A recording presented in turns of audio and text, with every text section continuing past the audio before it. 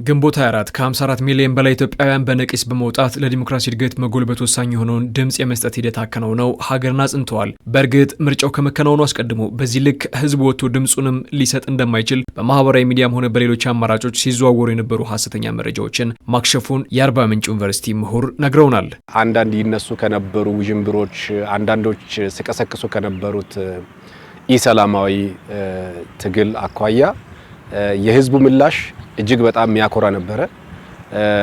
ከማለዳው እስከ ምሽት ድረስ በነበረው የሰው ተሳትፎ ስናይ እንግዲህ እያንዳንዱ ሰው የኔ ድምጽ በዲሞክራሲ ሀገር ግንባታ ውስጥ አስተዋጽኦ አለው ብሎ ያመነበትን ለመስጠት እጅግ በጣም ሰፊ ተሳትፎ የተካሄደበት ነው። የኢትዮጵያን እድገትና ለውጥ የማይፈልጉ ኃይሎች ምርጫው እንዲስተጓጎል የሚችሉትን ሁሉ አድርገው ሳይሳካላቸው ቀርቷል። ምርጫው ከመካሄዱ አስቀድሞ ሲነዙ ከነበሩ አሉታዊ ፕሮፓጋንዳና ውዥንብሮች መካከልም የዘንድሮ ምርጫ ተወዳዳሪም ሆነ ተፎካካሪ ያልነበረው ነው የሚለው ይገኝበታል። በተግባር ግን የታየው ከዚህ ፍጹም የተለየ ብርቱ ፉክክር የተስተዋለበትና መራጩም ቢሆን በቂ ግንዛቤ አግኝቶ ድምጽ የሰጠበት ምርጫ መከናወኑን ፋና ቴሌቪዥን ያነጋገራቸው የአርባ ምንጭ ዩኒቨርሲቲ ምሁራን ያነሳሉ። እኔ ባለሁበት አካባቢ በጣም ብዙ ተፎካካሪ ፓርቲዎች ተሳትፈዋል።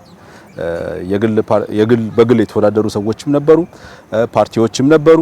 ቀድመው አንድ የነበሩ ፓርቲዎች አሁን አንድ ላይ ሆነው በህብረት እንደ አንድ ፓርቲ ሆነው ራሳቸውን እንደ አንድ ፓርቲ ገልጠው መጥተው የምረጡኝ ቅስቀሳ ሲያደርጉ ሁሉ እንደነበር አስታውሳለሁና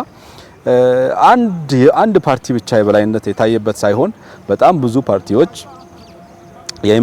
የምረጡኝ ቅስቀሳ ሲያደርጉ እንደነበር፣ በምርጫው ቀንም እኔ ምርጫ ስሰጥ በጣም ብዙ ፓርቲዎች ስም ሊስት እንደነበረበት ሰዎች እነዛን ሰዎች ሪፕሬዘንት የሚያደርጉ ሰዎች እንደነበሩ አይቻለሁ። እያንዳንዱ ሰው የሚሰጠው ድምጽ መንግስትን የሚሾም መንግስትን የሚመሰርት ሀገረ መንግስትን የሚያጸና ዲሞክራሲን የሚያረጋግጥ ከመሆኑ አንፃር በሀገር ውስጥም ከሀገር ውጭም በተለያየ በተደራጀ መንገድ እንደዚህ አይነት አካሄዶችን ሲቃወሙ ነበረ።